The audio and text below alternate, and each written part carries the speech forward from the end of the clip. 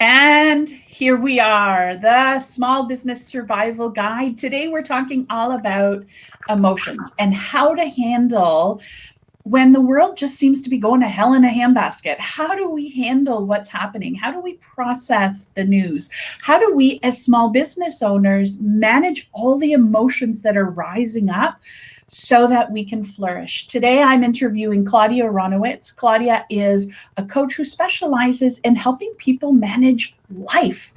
Claudia, tell us a little bit about you. So I like to say I'm a personal development and relationship coach, and I help you with the transitions to find clarity, leadership, and find joy, to really understand what's important to you, and then take steps towards the changes that you need to make or adapt to the changes like now that life is giving you. Yeah, life is giving us. We cannot control the spread of, well, we can somewhat help in the controlling the spread, but listen, this virus is going and it's not going to go anywhere anytime soon. And so Claudia, I don't know about you, but I think a lot of people are feeling out of control. They're feeling like their world's falling apart. How do we handle, a situation like this that's so foreign? This is uncharted territory. We accept that it's out of our control. I think the first step is just accepting that this is anxiety provoking. Mm-hmm. It's scary at moments. Mm-hmm. Our emotions are going to go all over the map, and it's completely and utterly out of our control. And the first step is just letting go. It just is. There is nothing you can do but stay in your house. There is nothing you can do, all the plans and all the incomes and everything you had. It's not there. Right. And it's going to change every day. So it's just the first step is just breathe there and accept it provokes anxiety. That's okay. Right. Those feelings are feelings. I don't have to act on them, but they're coming. They're present. The change is there. How do we feel the feeling? Because a lot of us go to great lengths to keep anxiety or fear. I think a word that I'm using about how I'm feeling is vulnerable. I'm feeling really vulnerable right now. How do we actually go about keeping those feelings at bay? We don't keep them at bay because they're already there. The more you say, I don't want to feel anxious and scared and vulnerable, the more you're going to spend time being there. Right. I'd like to say you can feel productive, you can feel positive and anxious and scared all at the same time. Right. And it's of accepting that we're having all of them and just say, okay, I'm really anxious. What has worked in the past? Is it my breathing? Is it getting occupied? Is it thinking about something else? But I accept that they're there. And then I can choose to behave differently. Right. The feeling is there. I would be surprised if somebody in this world today will say they're not feeling vulnerable, scared, and anxious. It's actually very common. We're all feeling it.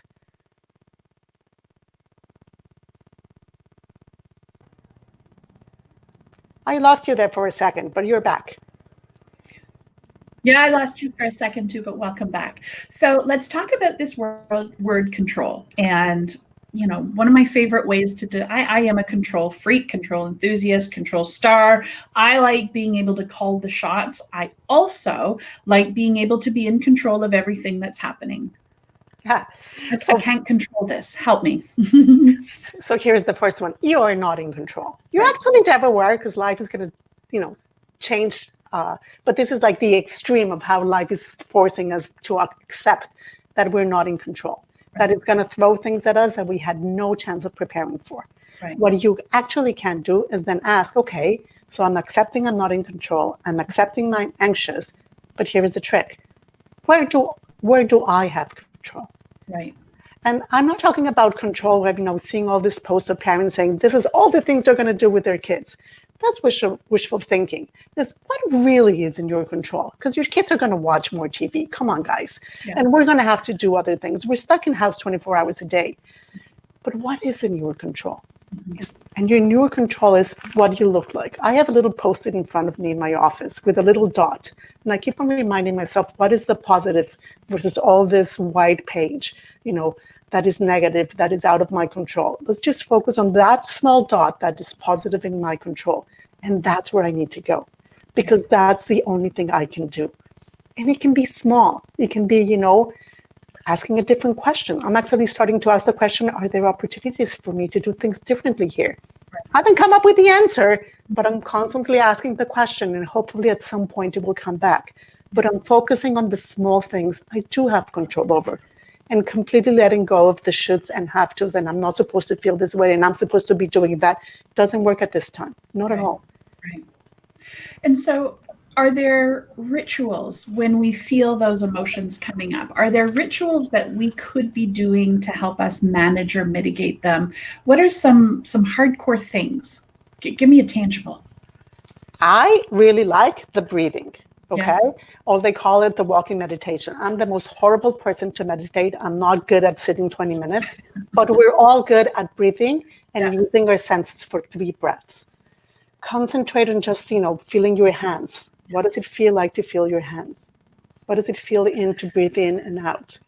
You can do it exactly for 3 breaths. What are you hearing around you? All you're doing is telling your mind, forget this anxiety, come back to me.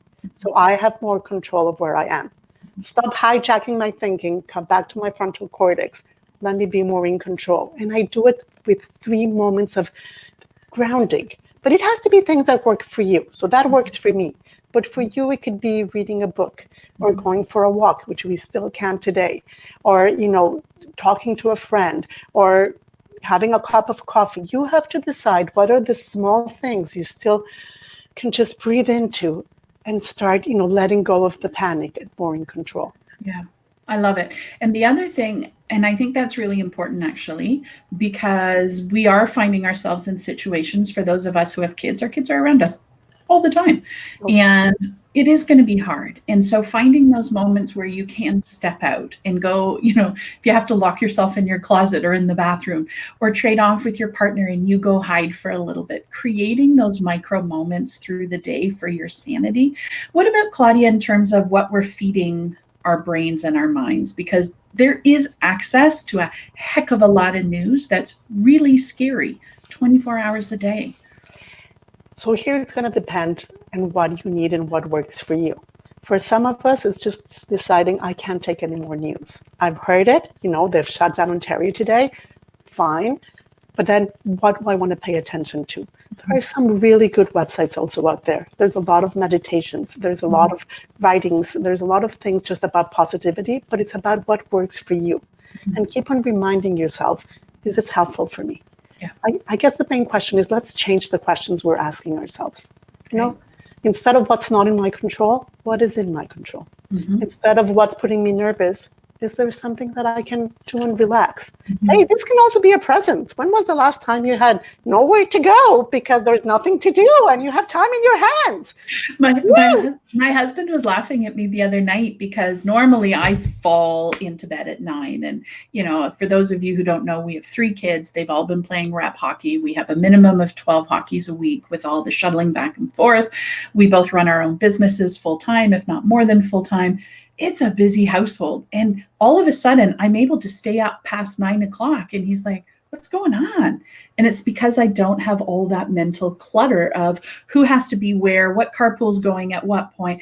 Like, it's liberating to have all that space, but it also feels really uncomfortable because I keep thinking, like, what am I missing? What did I forget? Where should I be? And here's the invitation. The shoulds and the have tos and whatever everybody else is doing, go down the drain. Okay. They don't work now. Like, I keep on saying, oh, but somebody else already put this and maybe they should be doing that. They don't work right now. Right. It's what works for you today. This is a survival mode. We're going to be stuck here for quite a while. Yes. So what works for you in your work and what works for you at home? Right. And it's about me. There really is no shoulds and have tos. Can I do things differently? Yeah. What have I been wanting to do that I haven't done? I actually started doing photo books. Yes. About trips, which I've been wanting to do for so long. I sat yesterday for an hour and a half. Yeah. I had time. But for my work, can I actually do things differently now? Things that I haven't been wanting to do because I don't have to do anything. Yeah. Anyway, it's stuck. Yeah. If it works, great. If it doesn't, it doesn't. And let go of the shoulds and have tos. And this is supposed to work this way because there is no answer. And it's okay. And here's the most important one. We are stronger than we think. I ran through this when I went through cancer, and you don't even understand how resilient and strong you are until you have to be put through this. Yes. And we are all going to go through. It's going to end at some point because a vaccine is going to come alive, and we're going to be okay. Yeah. Maybe not in 2 weeks, maybe in 2 months, who knows when, but we're going to be okay. And we are stronger than we think. And we're more resilient than we think. And just go back to the breathing, because you'll figure it out. And if not today, then tomorrow. And so it's up to us. So I find that interesting. It's okay to feel the panic. It's okay to feel the anxiety. Just feel it, acknowledge it. But then the thing that I think I really want to tap into is, but do move forward anyway. That's really interesting to me. I find it liberating, and I see it with my clients all the time when I tell them, just accept that you're imperfect. Just accept that you're feeling that way. The feelings are not in our control. This is a nice thing. They never are, not now and not ever. Feelings are feelings. They just come up. That's the way our body is wired. You're just saying, oh my God, okay, the choice comes how I behave and how I do and what I do, not how I feel. I can be totally anxious and the most positive person all at the same time. Right. At the same exact time. So it's not that I'm saying, no, I shouldn't be anxious. It's, oh, I'm anxious. But what positivity would work right now for me? Oh, I think a 30-minute yoga video is actually a good thing for me today. Or, learning something I haven't had time to learn, or doing something I haven't had time, or just doing nothing for 10 minutes or half an hour or whatever time. It's both of them at the same time. Right. It really is liberating. Yes. And so we can't control how we feel, but what you're saying is we can actually control how we react. And I think that stems in, what are we thinking about that's causing that feeling, and then taking the action anyway. And I know that the only way we can get through fear is in action. So what you're saying is, if you do nothing else, go back to your breathing, go back to your meditating, be okay just being, and feel what you're feeling and stay in action anyway. And action can be small things, like calling a friend or asking for help, or doing something that you were scared of doing. But it can or it can just be breathing, having a conversation, hearing something positive, cooking something, going for a walk. And it can be huge things. But yes, we don't control how we feel. We control what we do. Right. And just do something. If that didn't work, do something else next time. If that routine didn't work, change it. We have so much time in our hands right now. That is what life is giving us, trial and error. And if it didn't work, and if it's a bad morning, it can be a great afternoon. Yeah. And if it was a difficult day yesterday with my partner or my kids, it can be a different day today. And we're going to have to constantly just adapt and change. Yeah. That's all we control. So ask yourself, what is in my control? How can I do differently today? And see what comes up.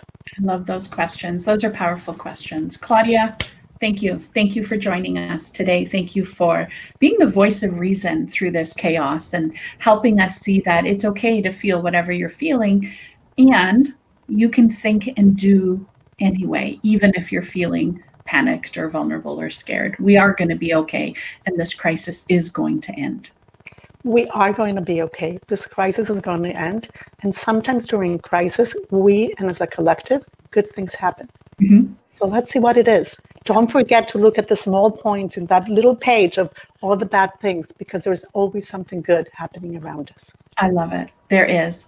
We're going to go and find those today. Thanks, Claudia. You're a superstar. Take care. Thank you for having me. Bye.